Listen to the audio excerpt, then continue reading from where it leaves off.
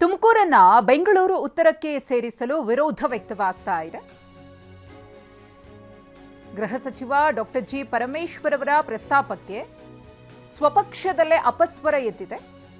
ತಿಪಟೂರು ಶಾಸಕರಾಗಿರುವ ಷಡಕ್ಷರಿ, ಗುಬ್ಬಿ ಶಾಸಕ ಶ್ರೀನಿವಾಸ್ ಅವರು ವಿರೋಧ ವ್ಯಕ್ತಪಡಿಸಿದ್ದಾರೆ. ತುಮಕೂರಾಗಿಯೇ ಉಳಿಬೇಕು ಎಂದಿದ್ದಾರೆ ಷಡಕ್ಷರಿ ಅವರು. ಈ ಚಿಂತನೆಯನ್ನ ಯಾವತ್ತೂ ಒಪ್ಪಲ್ಲ, ಇದು ಶ್ರೀನಿವಾಸ್ ಅವರ ಅಭಿಪ್ರಾಯ. ಜಿಲ್ಲಾ ಉಸ್ತುವಾರಿ ಸಚಿವರು ನಾನು ಹಾಗೆ ಹೇಳಿಲ್ಲ ಅಂದಿದ್ದಾರೆ. ತುಮಕೂರು ಹೆಸರು ಬದಲಾಯಿಸದೆ ಹೇಗೆ ಸೇರಿಸಲಾಗುತ್ತೆ? ಕಾಂಗ್ರೆಸ್ನ ಶಾಸಕ ಎಸ್ಆರ್ ಶ್ರೀನಿವಾಸ್ ಅವರ ಪ್ರಶ್ನೆ.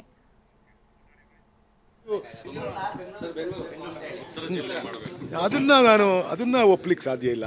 ಅದ್ರ ಬಗ್ಗೆ ನಾನು ಕಾಮೆಂಟ್ ಮಾಡಲ್ಲ. ಯಾಕೆಂದ್ರೆ ಅಲ್ಲೇ ಮಂತ್ರಿಗಳು ಹೇಳಿದ್ದಾರೆ, ನಾನು ಆ ಥರ ಹೇಳಿಲ್ಲ ಅಂತ ಹೇಳಿದ್ರು ಅವರೇ. ಅಲ್ಲ, ಸೇರ್ಪಡೆ ಮಾಡಕ್ಕೆ ಬರಲ್ಲ, ಹೆಸರು ಚೇಂಜ್ ಮಾಡಲ್ಲ ಅಂದ್ರೆ ಸೇರ್ಪಡೆ ಹೆಂಗೆ ಮಾಡೋಕ್ಕಾಗತ್ತೆ?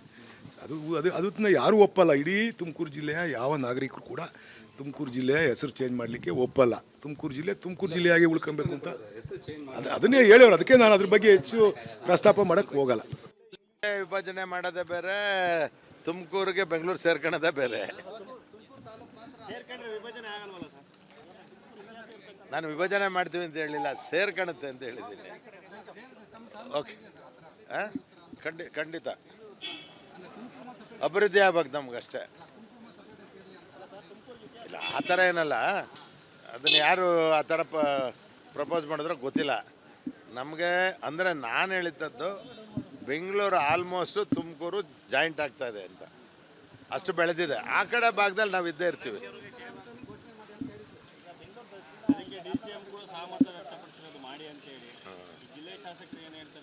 ಇನ್ನು ನಮಗೆ ಕೇಳಿಲ್ಲ, ಕೇಳಿದಾಗ ನೋಡೋಣ. ಇಲ್ಲ,